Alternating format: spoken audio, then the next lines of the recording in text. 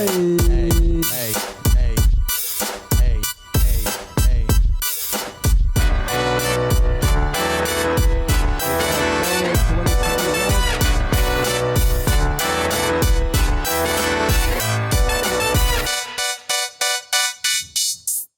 guys, welcome back to another episode of Pick Your Brain Podcast, a platform to showcase creatives, social issues, mental health, and community empowerment. I'm Simone. Mike D, what's good? Yo, is Churro in the building? Hey. And it's October, so what does that mean? October's very own. Let's go, Drake. Yeah. Filipino-American History Month. Not heritage, but history. Yeah, let's go. Stop it up. Hey, for my Kim folks, it's our month. What's going on? So, how, knowing it's Filipino-American History Month, as Filipinos and allies, how do you all celebrate the month? You know, as a Filipino, I'm just kidding. As an ally? I'll let Simone go. Honestly, it's just being grateful for where I am and being grateful for where my family came from. Yeah. Dope. How about you, as an ally, as a Mexican, and having friends and close to you, the loved ones that are Filipinos? How do you celebrate with us, in a sense, Jonathan? Yeah. I think it's pretty fascinating because, truth be told, I didn't even know there was a Filipino-American History Month. You know, and as I've constantly talked about throughout the podcast, the past couple of episodes, you know, I read a whole book on Filipino history, and so, you know, being able to pinpoint the similarities between, you know, in my case, right, like Mexican culture with Filipino culture, Mexican American culture with Filipino American culture. So, you know, it's just, for one, I'm grateful for a new educational experience, I would say. But secondly, you know, as being an ally, right, we've gone through the same struggles. And if I could do everything that I can in my power and my best ability to support, you know, my fellow brothers overseas, you know, like, yeah, of course, I'm there. So it's cool. And like you said, right, I grew up with Filipino friends. So it's like, I don't know, man. It's just so cool, bro. I'm just hella giddy about it. For sure. And for me, how I celebrate it is I'm always challenging myself to learn more, right? Mm-hmm. Learn more about not just my own experience, but other people's experience, our collective experience. And it's a must that we continue to learn because there's so much more to learn. You know, learning never stops. I think there's always so much to learn about ourselves and our people. And so that's the way I celebrate Filipino-American History Month. Yes, I share the knowledge that I have acquired. And then I also want to acquire more in terms of engaging in our community, engaging with individuals, with our community collectively. And so, yeah, that's how I celebrate it. So, rah. Nice. So, what does it mean to be Filipino-American? Simone, what does it mean to you as Filipino-American? What it means to me? Yeah. That's a very broad question. I'm not sure how to answer that. What does it mean to you? And then maybe I could base my answer off. What does it mean to me? Yeah. To me, actually, I don't identify as Filipino-American. I identify as Filipino in America. So I never separate myself from the collective of Filipinos in the Philippines. I am a Filipino in the diaspora. So whether I'm in Europe, Canada, or other parts of the world, I am Filipino in another place. And so that's how I define my identity. I am Filipino in the diaspora. Is there a different culture in America? Is there a different culture in the diaspora in a different part of the countries? Definitely, yes. But again, I will never disconnect myself from the motherland and the experience back home as Filipinos. We create our own identity because there's a different culture for sure. But, you know, it's still the same people. Like, the essence is the same. The form might be different, but we have the same struggle, you know. Family, economic, political, those are all the same aspect of struggle. So that's how I see us, you know, I define my identity. Yeah, I like how you said you're a Filipino in America, because for me, growing up, I never felt like I wasn't Filipino enough, or I wasn't, you know, well, maybe like I wasn't American enough because, I did move here from the Philippines, but I've always been in touch with my Filipino culture and stuff, whether that be, through our food, through our community, just like seeing some other like Filipino, you like instantly have that connection. You know what I mean? You're just like, oh shit, hey, are you Filipino? Yeah, I'm Filipino. And then automatically that like puts down like a barrier, you know what I mean? So I think, yeah, I really like how you said like you are a Filipino in America, because that kind of describes how I feel. I don't feel like a disconnect, really. Yeah, and it's a common thing in terms of being Filipino in the diaspora, especially Filipino Americans, like this identity crisis. Yeah. And having an identity crisis and the struggle between the parents coming from the Philippines would have different expectations and coming up from a different culture, and then raising a child in a new culture. There's definitely a struggle, an essence of understanding, and sometimes a lot comes with that in terms of mental health. Filipinos in America, specifically the youth, struggle has one of the highest rate of depression. And I think there's also a study out there that Filipino women have the highest suicide rate or suicide ideation. So this comes with being a migrant community. And I think that applies to all the migrant community, having come to a new place, giving up all aspects of their life, and then trying to assimilate to a new thing. And so there's this identity crisis within the youth. And so, yeah, I think that's for me, like, there's struggles. There's definitely victories, there's definitely some opportunities for individuals, that have access to higher learning and education and economic status. But, that doesn't really apply to everyone. But definitely, collectively, we have to look at our collective experience and how do we, Filipinos in America, make changes. And, we're celebrating Filipino-American History Month because of history, right? It was the landing in the Morro Bay, and then there was the settlement in Louisiana in the 1700s. And of course, International Hotel, the struggle for International Hotel, where the Manongs, the elderly, was being kicked out by a developer in San Francisco, and it was our Manila town, so it was called International Hotel. And the community came together, the students, the activists, Black Panther, all the students came together and shoulder to shoulder protected the elderly and protected the space. And it was a long battle in terms of trying to fight for housing rights. That was one of the beginning of fighting for housing rights. So in terms of history in America as Filipinos, we've always had a history of resisting. We've always had a history of fighting, whether it's the Delano Manongs, in collaboration with Cesar Chavez in building UFW, United Farm Workers, to fight for better wages and better conditions. That was like a 5-year fight in that case. And so we always have we always resisted and we always fought. And that's something that I want to highlight, because before I learned about these things, I never knew anything about my own self. Sometimes, when we talk about a lot about representation, and growing up, I didn't see myself in the education system. I didn't see myself in the media. I didn't see myself in anything. And so, what happened is that we cling into something that's closest to us, and we assimilate to that.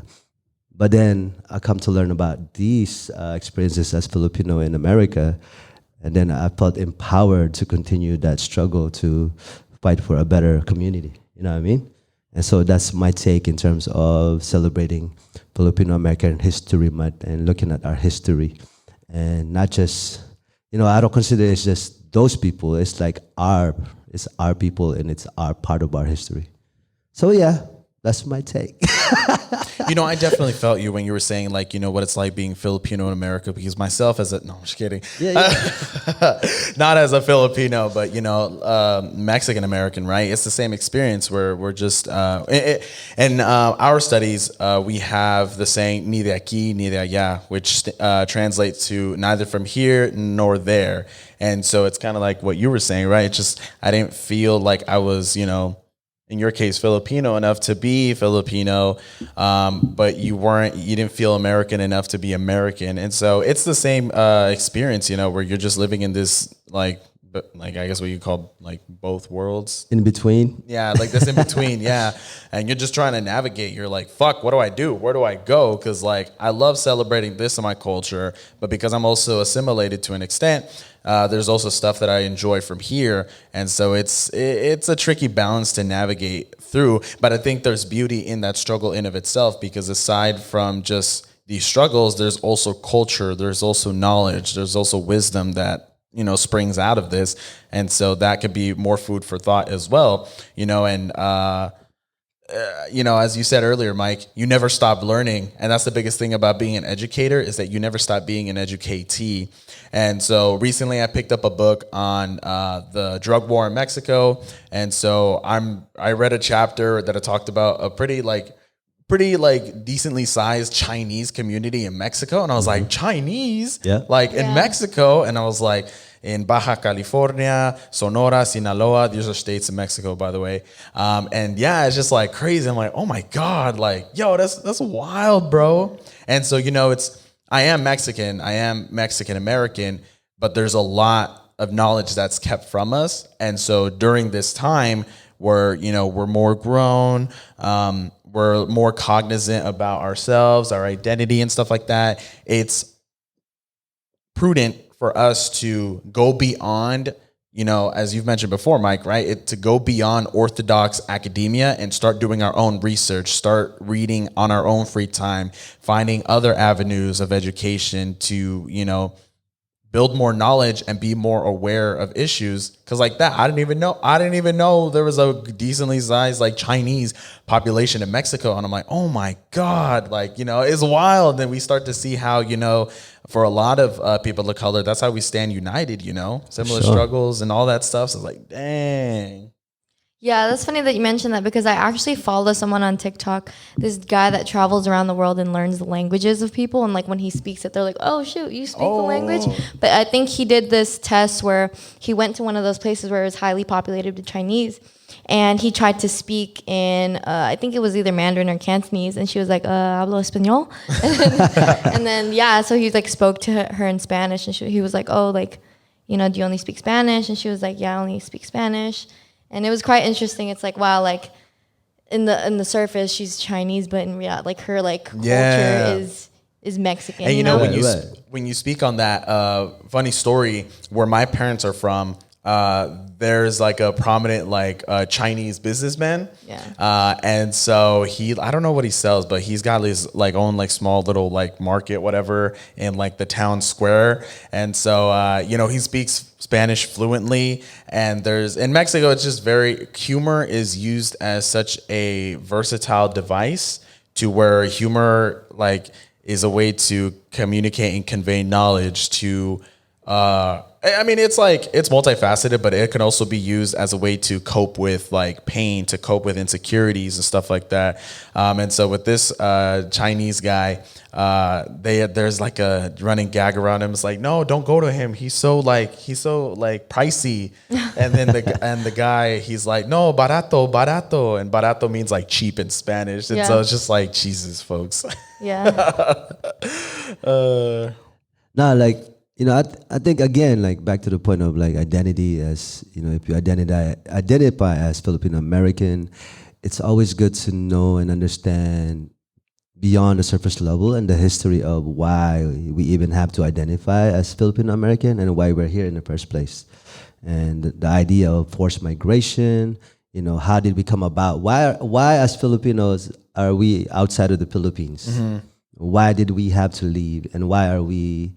for us, generally, we could bloom where we're planted, right? We can make it anywhere, period.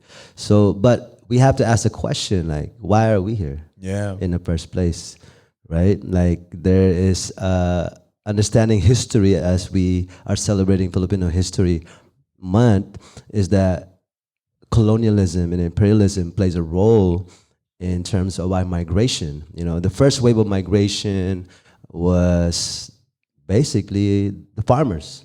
In the 1930s, that was when the U.S. When the Philippines was a Commonwealth of the United States, and they needed farm workers to develop Hawaii and the California, all the way up the coast, and they took Filipinos as farm workers, and that's why we even have a history of the Delano Manos as farm workers. And at the same time, yes, they made history, and they fought for something. But the idea that it was the Filipinos' cheap labor, the access to cheap labor, while one of the reasons why we as Filipinos are in Hawaii. There's a lot of Filipinos in Hawaii because of the migration in terms of the need of labor for developing the farmlands, again from Hawaii to the California coast. So these are the things, and then there's another wave of Filipinos because of the World War. The U.S. actually recruited Filipinos in the U.S. Navy. Yep. So there was the military wave, and then another wave of migration as Filipinos were the nurses. Yeah. So a lot of Filipino families are nurses, and there was a need for labor in essence of nurses, and so they trained nurses back home in the Philippines, and then they brought them over here as cheap labor. And so because there's a lot of questions in regards to being Filipino, like why is everybody a nurse, right? Like why are you a nurse? Yeah. Like everybody wants to be a The nurse. stereotype. Right. Yeah. That's real because that is the need. That's the labor needs of the first world countries like U.S. And so then the education system in the Philippines becomes a way of escaping the poverty and the corruption in the Philippines. So that's one way out. Yeah. Right. So one way out of poverty is that, because that's the road that has opened up. So Filipinos are not intrinsically good at caring for people, as people might assume, but it's because it's just survival. Yeah. We're not intrinsically great at wiping ass. You know what I mean? We're not intrinsically great at taking care of old people. No. But because that is our survival, and that's what we need to do to survive and to escape poverty, that becomes the option in terms of career-wise to make it out of the Philippines. And so can you imagine a whole education system back home is built to export you? Yeah, and that's the wild thing about when you really start having a critical analysis of the United States, because it's often known as the melting pot. There's several different immigrant communities, several different people of color, folks from different nationalities are here. But when you start to question why are they here, you start realizing these things where a lot of folks are transnational workers, where it's not that they wanted to, as you said, right? Like the whole point you made about diaspora, it's not that they wanted to, it's that they had to, because the conditions at home have just become so unbearable and just unlivable because of U.S. imperialism and intervention worldwide. And so, I think obviously stereotypes insensitive, but there, as you were mentioning, there is some truth behind it, just because of when you start looking at history, where did this stereotype originate from? And then you start seeing, well, it's because XYZ, and you're like, oh, that doesn't mean that doesn't justify the stereotype, that doesn't mean you should continue using it. But if you have a critical lens of them and you use it for research purposes, then you can gain more knowledge from it, and you become more aware of why things are the way that they are. And so, it's wild. And I think jumping back to the point you were talking about the military, growing up with Filipino friends, right? I always heard about so-and-so's tito was in the military, or so-and-so's cousin went to the military, or so-and-so's sibling went to the military. And I always, in the back of my mind, I was like, why is there so much, I guess what you could say, pride in, undergoing the military route? But when you start looking at Filipino, and I guess you could say Filipino-American history as well, you start to realize that it's part of the American model of intervention and imperialism, because military contracts, specifically in regards to bases, became such a huge pivotal political bargain. And so, it's just wow, you start to see how that became an avenue of, I guess, to have the means to live off and stuff like that. So it's damn, it's wild. And even most recently, even going up to the 80s and the 90s, after, good old Actually, I'm not even gonna say that because I hate that guy. But Ferdinand, right? Yeah. The whole brokering of the military bases contract and how when I forgot what her name was, but the person that came after him, Macapagal. Gloria Macapagal. yeah, there we go. Yeah, like with her government, they ended up like slashing it, but then not soon after, like, not too long after, ended up resuming it. So I was like, God damn, So it's wild, Yeah. But in terms of Filipino Americans, are there specific individuals that you look up to, or you like any people in the media that you look up to? Oh, what's Any artists, any leaders? Who can you think of? Well, I have one person that I like, and I know it's kind of like, oh, why does that have to be like a token boy? But like the dude from Stand and Deliver, Lou Diamond Phillips, I think is his name. Okay. Yeah, and for me, it's just more so that I'm very appreciative. Although he wasn't Mexican and he portrayed a Mexican role, Right. I appreciated how he portrayed the role, and more so how he took part into in this case my community, and just made a great film out of that, and also La Bamba too, Right. and with Richie Valens, and so it's like I like it because it gets into a whole debacle about identity and all this shit, representation, and I get it. There's some fair critiques, but also at the same time, right? Like while representation is a good thing, like we should have Mexican actors playing Mexicans. It's not so cookie cutter, right? It takes time. These films took place in the fucking late 20th century, so representation, buddy, there was no other avenue, but I focus more so on the stories that they told, how they were able to embody these characters, and how they were able to share these messages. And so with, Lou Diamond Phillips, I was like, damn, man, he played such good roles in Stand and Deliver and La Bamba. And I'm like, fuck, man. I'm like, we'll take it. That's We'll take the it. We'll take it because as long as it's a white person not playing a colored person, which happened a lot back in the days, right?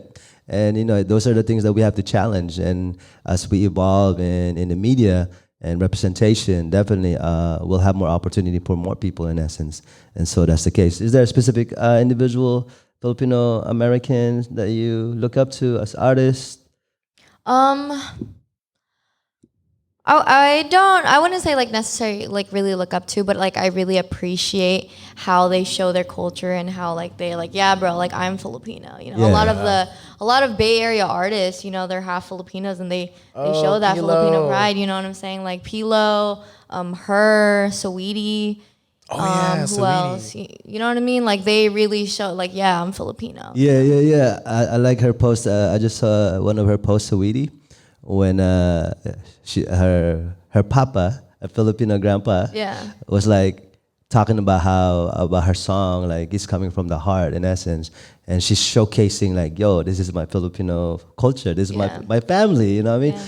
Because back in the days, there are Filipino artists that have made it in the media but would never say anything about their identity as Filipinos. Yeah. Right? Yeah, that's true. We've seen a lot of like artists and they're like, we know they're Filipinos, but they would never say it because to them it would hurt their career, or I don't know what the mentality is. And I think sometimes it's a survival aspect in terms of the industry, and sometimes you can't blame the person in essence because of survival. Yeah. And they had to do what they had to do, but the fact that people are more now are expressive in terms of their identity as Filipinos, I think that's fucking dope. And shout out Olivia Rodrigo. If you haven't seen the High School Musical show, she has two moms. One of them, obviously, she's half Filipino, so one of the moms is Filipino, and she calls her grandma Lola. So, aww. So they have it in the show, and I like that representation. Yeah, for sure. Like, Filipinos are known to be the invisible, like community. It's because we are so hungry for representation. Like when Pacquiao came out, we were so hungry for that. We're like, oh my God, we have somebody that have made it and like making a case as one of the greatest boxers in the world. So people like really gravitated to that. So that was one of the time in terms of I started my brand because there was so much demand for pride and culture. Yeah. And so again, we're so hungry for representation because we're so invisible culturally. And now people are coming out. We're like, yeah, it's Filipino. Yeah. We claim True. every motherfucker.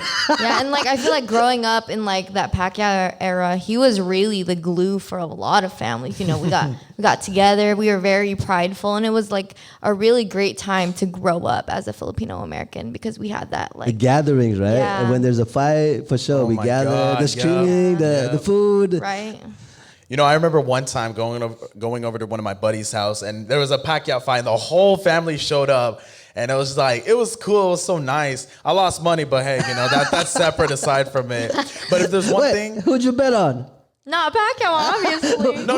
no, it was Pacquiao, but it was Oh, like which round? Yeah, the round. Oh, the rounds, the And I got rounds. screwed over. I got round one. I was like, bro, there goes Oh, my when you have to pick $5. yeah, bro. Oh my I was like, God. there goes my $5. Like the minute I saw round one, I was like, well, I already lost it. There's just no way. Yeah. But if there's one thing I will say, Filipinos, y'all show up. Like when it comes to representation and uplifting and admiring, you know, folks in the media or just, you know, figures, y'all show up. And Yeah. it's so fucking dope, man. I love to see that.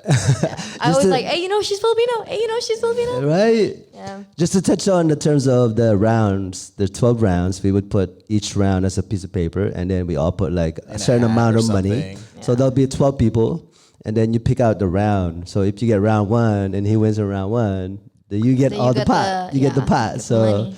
yeah, not to say we don't have any critique of Pacquiao, right, as an individual and as a politician, but he was a great boxer, and you know he definitely, as you said, like you know, brought family together Yeah. at his height of his boxing. Yeah. In essence, for sure. Beep, beep, beep, beep, beep, beep, beep, beep. What time is it? I don't know how I did that. It's summertime. It's on vacation. What time is it? No, it's not. It's fall. It's absurdity of the day. Pew, pew, pew. Let's go. Yeah. Let's get absurd up in this. You can say. So in line when celebrating Filipino-American History Month, our absurdity today is coming from the book. The book is called The Forbidden Book. And The Forbidden Book is just a lot of the... Back in the days in the 1800s, 1899 to 2000. Sorry, I gave my numbers wrong. 1899 to like the 1900s, when America took the Philippines as a Commonwealth, and so this is a lot of comics, a lot of political cartoons in terms of propaganda in regards to selling the Filipino-American War to the public. You know, because the U.S. came to the Philippines and wanted to take over, but they had to sell that to the public to have a reason why. So there was a excerpt, or how do you say that? Excerpt, yeah. Excerpt You in got terms it. of the book, and I wanted to read that. That's the absurdity of the day. So on May 26, 1900, Private Hambleton of the Washington Regiment wrote to his brother, "Our fighting blood was up, and we were all wanted to kill niggers. This shooting human beings is a hot game and beats rabbit hunting all to pieces." So at the time of the Filipino-American War, as U.S. was taking over the Philippines, there was a war, and yeah, they were killing. Basically, they killed two-thirds of the population in the Philippines. And you know, report says there's about 1 million, but you know, roughly 2 million people, Filipino people, have been killed, and they were hunting the Filipinos like rabbits. And so that's crazy, right? The idea of, as Filipinos, we were called the N word, and they were killing us like animals. So it's crazy. And there's even a story of a general calling to kill a whole community. Anyone over 10 years old were killed in the whole village. So this is the history that we have to see, we have to learn. And the idea of, you know, in terms of, I'm jumping around, in terms of like in the Southeast Asia or Asia in general, the Philippines is the one that loved America the most. You know, I think, I don't know, we've touched it on other episodes, like, you know, America made it look like they were always saving the Philippines from other group of people, but actually it was always been the Filipinos that have been resisting and fighting for their freedom. And so, yeah, that's the absurdity of the day. It's crazy, and I know it's kind of serious. So, but yeah, it's really absurd. And so, yeah, this is one part of history we have to learn, and sometimes it's not easy. It's hard. It's heartbreaking, but it's a process of learning and growth and understanding why we are even here in the first place, why we are even in a diaspora. So yeah, that's our absurdity of the day. Rah! But also, if you're interested in learning about the Forbidden Book, check out ugatclothing.com. I'll put it on the website if you guys are interested in learning more about the Filipino-American War, the propaganda that he used to push war and colonialism and imperialism to the public. So come check it out. So yeah, rah! So that was a little heavy absurdity of the day. Very heavy. A little bit heavy, but we'll definitely line it up. So, question. Did you have a question? Yeah. So, what was it like, just being your experience here in America with like your family or other Filipinos? Do you have any specific like memories you have that really resonated with you when it comes to being like Filipino? I think you brought it up off camera in terms of the different places in America from the East Coast to West Coast and the difference in terms of lifestyles and experiences. Definitely when I lived in Nevada, Fallon, there's only like a few Filipino families in the town. So when you see Filipinos, you get so excited. Yeah. You're like, hey, what's up? Like, mare, pare, or hermano, right? And like, it's not even family. You just kind of gravitate to one another when you see someone like you.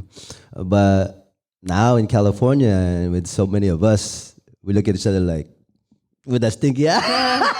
Because we take it for granted that there's a lot of us. Yeah. And like in other parts of the country when there's not that a big Filipino community, like everyone gravitates to one another and they're like searching and like wanting to meet other Filipinos and they get excited when they see other Filipinos. You know what I mean? Yeah. Yeah. Yeah, you kind of like look at each other and stare at each other and you're like, you have a common understanding. Like, oh shit. Yeah. Okay. He's Filipino. I'm Filipino. What's up? Yeah. It's kind of harder to tell now because of masks and stuff. So that we have that kind of like barrier of communication with each other. Oh, I can tell always. Yeah. No. Yeah.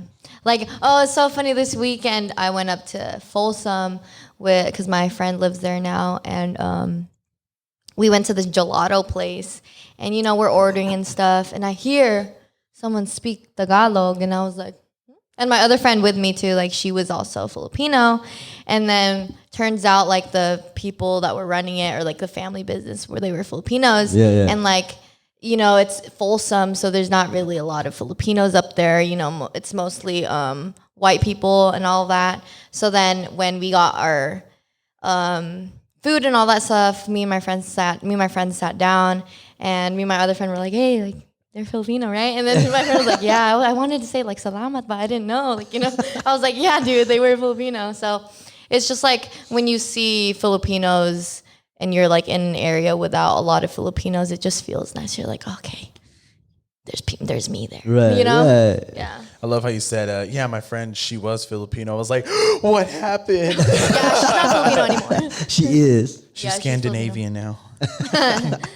No, and I think touching on that, I will never forget, and it just popped in my mind, I'll never forget, because, you grow up with friends, and obviously you go over to their houses, and then, like, there's always that awkward moment where you got to greet their parents. Mm-hmm. Me, I kind of took that up, and I was like, nah, I'm going to be proper, I'm going to be appropriate, I'm going to be respectful, and I'm going to greet them.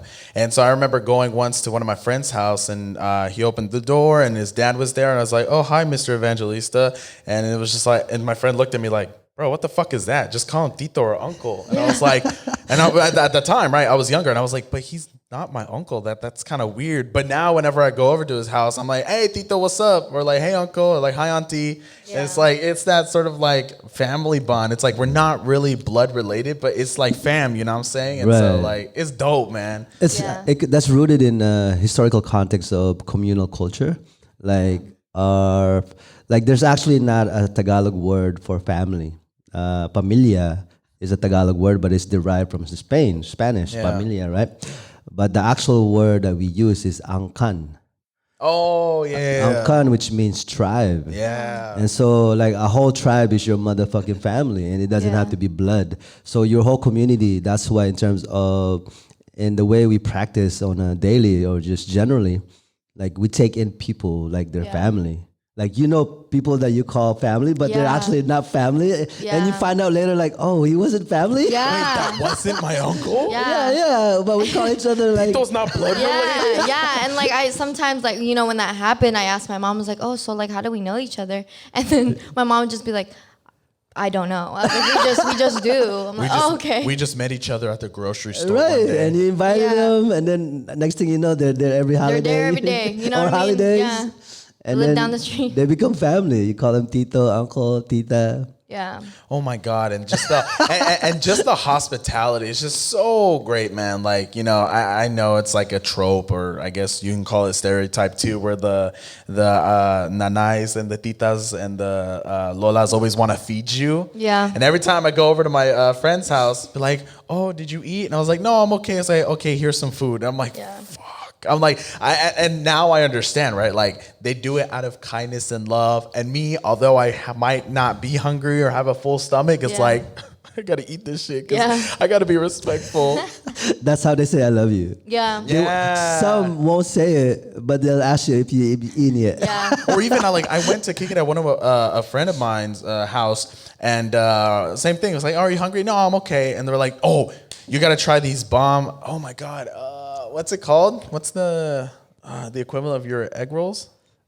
Lumpia. Yeah, it's like, oh, you gotta try these bomb lumpias that I bought the other day, and I was like, okay. And so I was just like, I'll snack on it, like, I guess it's cheat day today, you know what I'm saying? Yeah. I'll have some Filipino spaghetti too while I'm at it too. What's your favorite Filipino dish? Why? Everyone. Why? You're like top. Okay, top three Filipino dish. Top 3. You can include sweets. Like desserts. But just dish, anything. That's Top hard to 3. choose. Well, number 1 definitely is caldereta. It's my favorite. Has to be spicy though. I love spicy.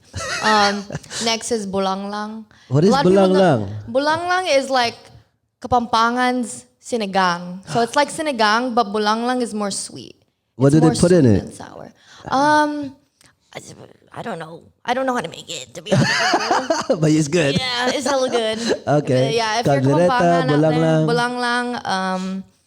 bulanglang. I'll choose like a dessert because I always get it for my birthday. I always get either brazo de Mercedes or what's the other one? What's the other cake where it's like peanuts? It has peanuts and then it's like layers of like wafer. Oh, Kyle's favorite. What's that called? Yeah. I know what you're talking about. It's in Spanish. Yeah, I forgot what it's called. How did I forget? Yeah, it's layer of wafers and then it Yeah. softens up. It becomes cake. Okay, Yeah. I know what Does it have peanuts in the name? Yeah, it has peanuts. Nueces? No, it doesn't have peanuts in there. Oh, okay, never mind. But I get it every year for my birthday, so I'm Oh. confused how I don't know what name it is. You get it at Red Ribbon too. Yeah. Or Goldilocks. Oh my God, red ribbon, bro. Oh my God. Yeah, but that's my top 3. How about you, Jonathan? You have a top 3 Filipino dish? Okay, folks, I need you to understand something. My exposure has been limited. I am trying to get immersed into it, so don't judge me for my picks. They're gonna be basic, but bear with me, okay? Okay. Number 1, I gotta give it up, Filipino spaghetti. Just like, oh my God, bro. Like the way, like, oh my God. With the Filipino hot dog? Yeah. Oh, the With the hot dog in red it? hot dogs. what do you call it? We just call it red hot dogs, the Filipino hot dogs. Oh, really? Yeah. I don't know what we just call Comes it. with banana sauce. Yeah. I actually, It's the hot dog that comes in it. y'all probably gonna hate me, but I've never tried the banana ketchup sauce. But Filipino That's- spaghetti yeah, it's made with banana comes ketchup. with Oh, it banana is? ketchup. Never mind, I lied. Okay. Probably by itself, you've never had it. Yeah, Oh, okay. Yeah, by itself, I've never had it. But I got to give it up to Turon. I fucking love that. Like, oh my God, that's so great. Oh man. Number 3, oh shit. I'm kind of at a tie with Halo Halo and Showpals. Like, fucking great, man. Oh my God. So, yeah. Those are my picks. Mine would be... That was a good choice. Good choice. Yeah. Oh, thank you. Mine would be kare kare. It gotta be oxtail with that peanut butter I've heard that name sauce. before. What's kare kare? It's just oxtail stew, and it's a peanut butter sauce.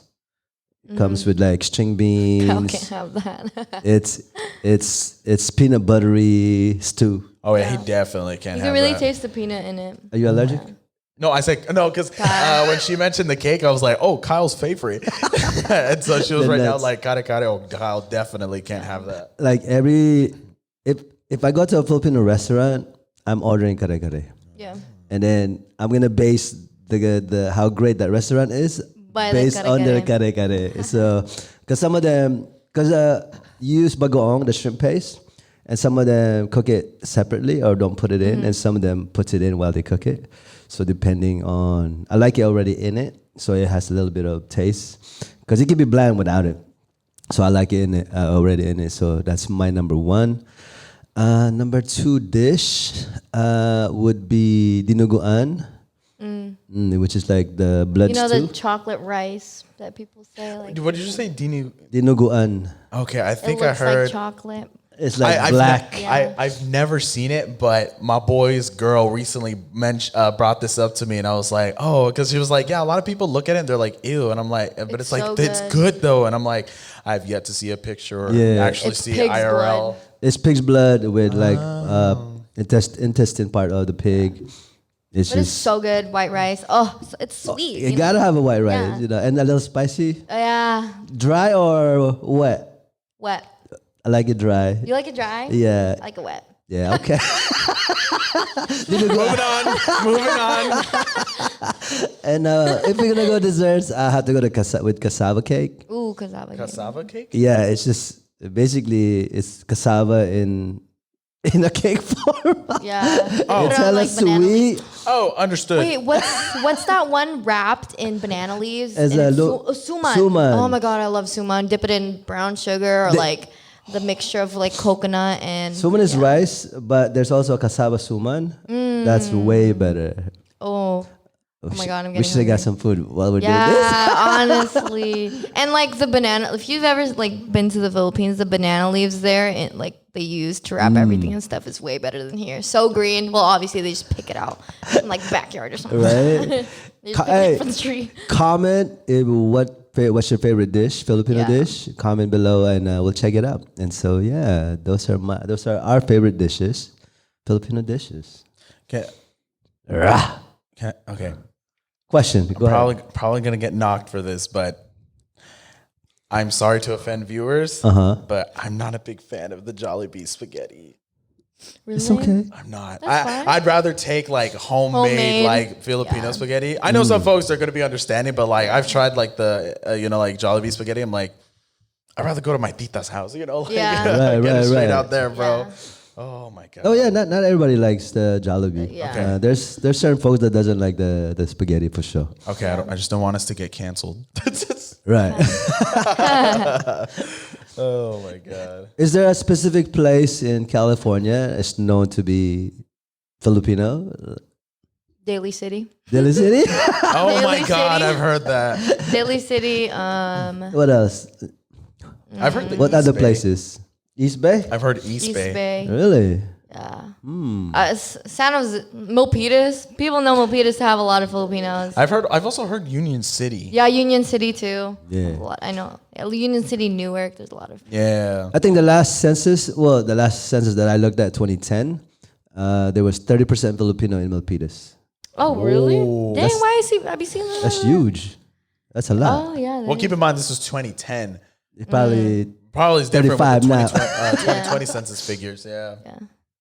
yes. So what other Filipino there's other Filipino stores that you guys go to? Specific things that's Stores. Stores. Valerios. If you've ever been to Isla, or if you've never been to Isla, I'd say go there. It's in. I think it's in. That's right Union by your City. place. Isla? No, that's Calesa. Oh, Isla is a Kapampangan restaurant. So Really? it's yeah. that's So- all fried everything in Isla, right? No, but their dishes are mainly like the Kapampangan version. This is of where it. this is located at. It's in Union City.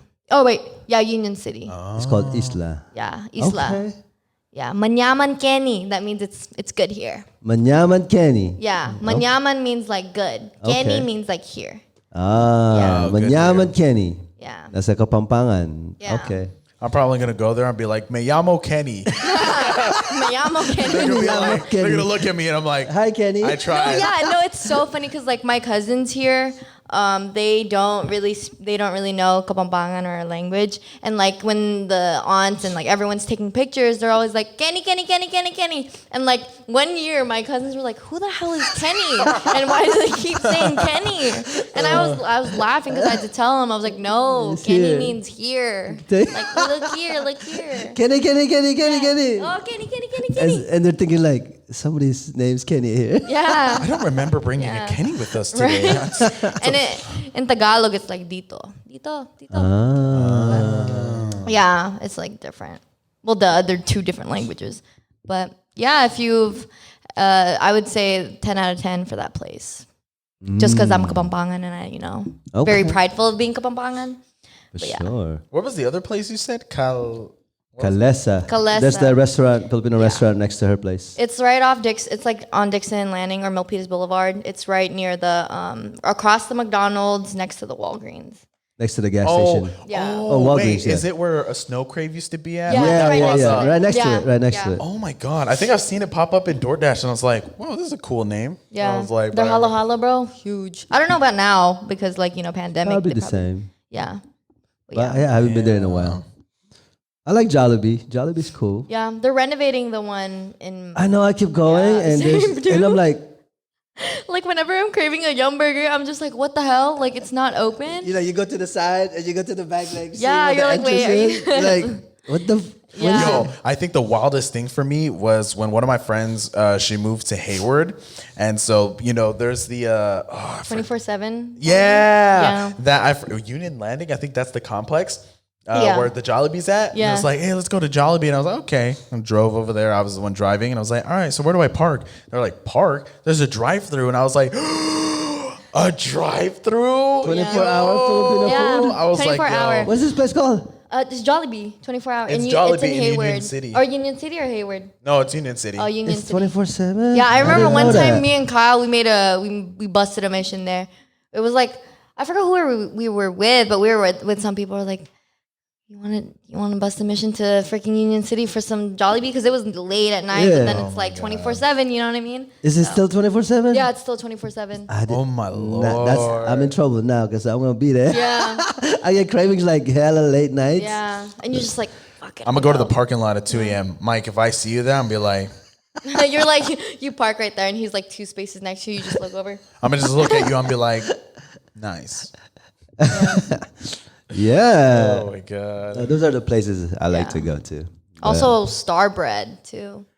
Oh. I think the Yeah, this is- nearest one's here is Daly City. yeah, a lot of people go to Starbread just to get the bread. Yeah, They do, senorita bread, like the small kind of sweet sweet wrap. bread. I don't know how to describe it. How would you describe it?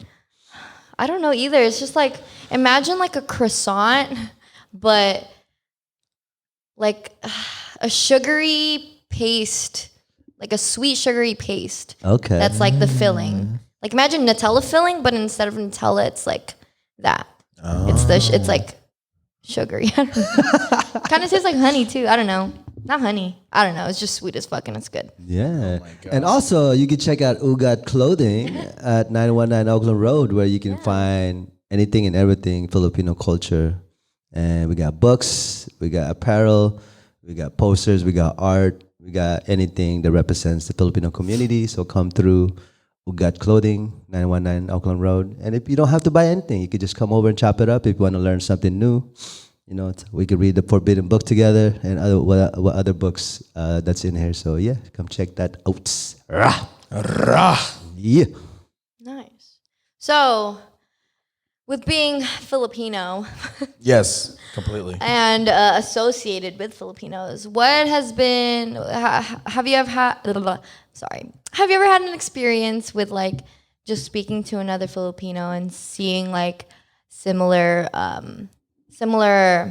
upbringings and just like similarities in how you guys grew up and like it kind of shocked you? Like, do you have any stories like that with like any friends and stuff? I think in general, like the idea of like being raised by your grandparents. Yeah. You're like, oh, you too? Yeah. I'm like, yeah, me too. and then the idea of migrating all by yourself to be reunited with your family because they had to leave, because they have to work, all those things. And when I was young at first, coming from like back home, out of poverty, and the experience of separation, and being raised by my grandparents, I thought it was just like me. Yeah. I thought it was like, oh, this is like, no one has this experience, just me. And then later on, I'm like, oh, everybody's the same shit. Everybody was raised by their grandma. Everybody had a family separation. And I was like, oh. And so then I started to like understand like our whole collective experience. So it's funny because like when they say like it takes a village, really, like it really like for Filipinos, it's really like your village that takes care of you, everyone around you. And it's so funny when you mentioned that, like, oh, like you were raised by your grandma too, like. Every Filipino that I've ever talked to and stuff, we've had like similar experiences, and I feel, and especially for like one of my best friends, like how Filipinos are very family oriented and how we do a lot for our family, and we try to stick together and stuff like that. One thing that like we both notice is that like a lot of people don't understand that outside of our culture, and they kind of don't understand it. So it's kind of nice when you see other Filipinos, like, oh, okay, like they understand me and they understand where I come from. And what was I going to say? But continue.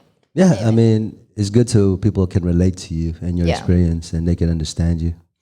Yeah. That's what it is. Yeah, one of the things I read in that book about Filipino history. What book is this? Tell us about this book that you read. Oh, yeah. So the book is by author Luis H. Francia. I believe the book is called... oh my God. I remember it has From Indios Bravos to Filipinos, A Brief History of the Philippines. I think that's the title. I mean, I just told you the author, so you can find it. Okay. But yeah, I thought it was so cool because, I finished undergrad recently. I graduated. Cool thing enough. Congratulations. I got my fucking diploma yesterday in the fucking mail. And like... It was a fucking wild ass day because I was like busy at work, and then I like had to run all these fucking errands. I was so tired, and I got my diploma, and I was like, yeah. All those times of stress, tears, and fucking struggling with imposter syndrome here, this piece of paper. Check. Yeah. But anyways, I finished undergrad, and I, as I mentioned before, I've been on my mind. I've had the idea of pursuing like a master's program, that sort of stuff. But because I'm a first gen college student, right? Undergrad was already a lot for me. So now taking it to the next step, I'm like, fuck, because like I barely made it through undergrad, and grad school, that's a whole different ball game, and I don't know. So I was like, you know what? I need to start reading more. Like I need to get myself prepared for reading a bunch of content. And I'm a history file. So I was like, you know what? I always love learning about history. Like even during my downtimes, or if I'm having lunch by myself, I'll like watch some shit on like history. It doesn't have to be solely US. It's like Mexican history, whatever, different countries as well. And so I was like, you know what? I feel that because I've been blessed with such a tight-knit Filipino community in Milpitas and just amongst my friends, I was like, I feel like it would be of great service for me to start being more versed in Filipino history and starting to understand, Filipino culture better from like my ignorant stage. And so, I picked up this book, and it, as with every book, it's not going to tell you everything, but it gives out a nice layout and overview about, different time periods, to like, the indigenous times, to Spanish colonization, to then U.S. quote unquote liberation of the Philippines, and then post-independence, all the shit. And so it was so great. It was so cool to read. And so towards the end of the book, as it's talking about more contemporary times, like after President Gloria and all this sort of stuff, the author mentions how, when you start analyzing, like in the Philippines, their kind of political rhetoric and, practices, it's very family and like tribe oriented because of that indigenous root, like that indigenous practice. And I was like, holy shit. That makes a lot of sense, and so I started reflecting on my experiences, going over to friends' house and, whether it's a Manny Pacquiao fight or maybe they're just together because it's the holidays or for whatever reason, bruh. Everybody's always coming through, pulling out and, just being there for fam and having a good time. And I'm like, fuck, man, like, it's so fucking dope, And speaking from my experience, right, like fucking quinceañeras, bro, it's just like, the party queue will be like 100, and it's like, no, that's only my mom's side of the family. It's like, and so I start seeing those parallels. I'm like, holy shit, bro! Like big fams and just fam being there for each other and just having a good time, eating some good food, celebrating each other, telling stories about the past. It's like, hey, did you know your Tio Ricky back in the day? Like this sort of stuff, and like similar parallels to when I've gone over to friends' house. It's like, oh yeah, their Tito XYZ, and it's just like, oh my god. So I don't know, I just love it, man. It's so cool. It's so cool. I was just thinking about those TikTok and Reel posts about Filipino parties. Yeah. Like on one side you have the karaoke singer. You have on the next room you have like all the titas gossiping. Yeah. Oh my god. And then you have all the titos like drinking and talking shit. And then you have the teenager hanging out in the garage. And you have all the kids playing games in one room. Yeah. And that's what like Filipino parties that's for the most part my experience, like there's always that. And see, that's similar to like, as I was mentioning, right? Because we have a lot of parallels. Well, like Mexican parties is like you'll always have the drunk uncles. You'll always have like the chismosas, tias, the aunts. You always have a fucking jump house, and there's always all these little kids, and they're always like beating the shit out of the jump house and throwing each other and flipping it over. And then you have the teenagers like on the couch on the phones, just kind of talking to each other. Yeah. And then same shit. Like uncles and aunts and just like dads and shit. They're just talking shit at the table. And then there's this one funny running trope where.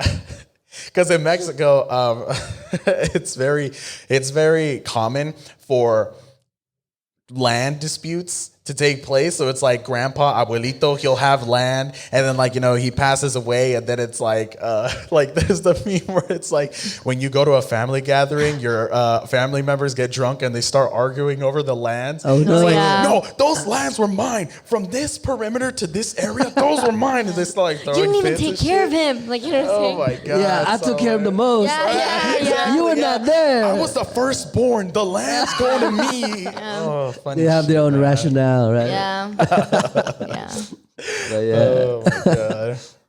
Coffee drink. Well, that's it, guys. That is our episode. But before we end, I did want to give a shout out to Dr. Robin Magalit Rodriguez. She is a scholar, professor in UC Davis, and she teaches ethnic studies. And what she's doing now is she's taking ethnic studies outside of the education institution and making it accessible to the general community. Nice. So because like ethnic studies becomes only available to higher learning and higher education, and not everyone in our community have access to that higher education or don't go to college.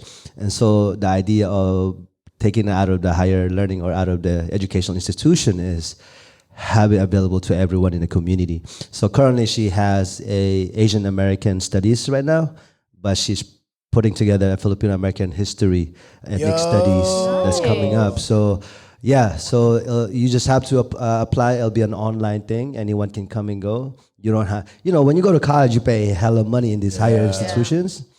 So she's like, why would I have anyone pay that much money? They can pay so much less. Yeah.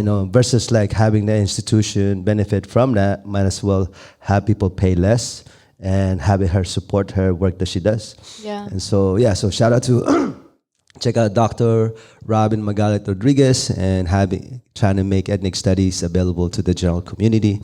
And I can put out a link if folks are interested in taking the classes or even donating if you have resources in supporting that work. Yeah, so, and just once again, make sure to go on UGATclothing.com. Check out the Forbidden Book. I mean, I saw it and I was like, bro, I need to cop this mic. Next time my paychecks drops, bro, I'm going to ask for an order of that. And it's supplemental knowledge, supplemental education. So feel free to check that out too. And aside from the book too, I mean, there's great clothing out here. We got great apparel. So feel free to check that out too, folks. Like we say, no history, no self. No history, no self. Let's go. All right, y'all. Have a good one. Hug a Filipino friend today. Bye. Give it up, give it up, give it up, yo. Give it up, give it up, give it up, yo.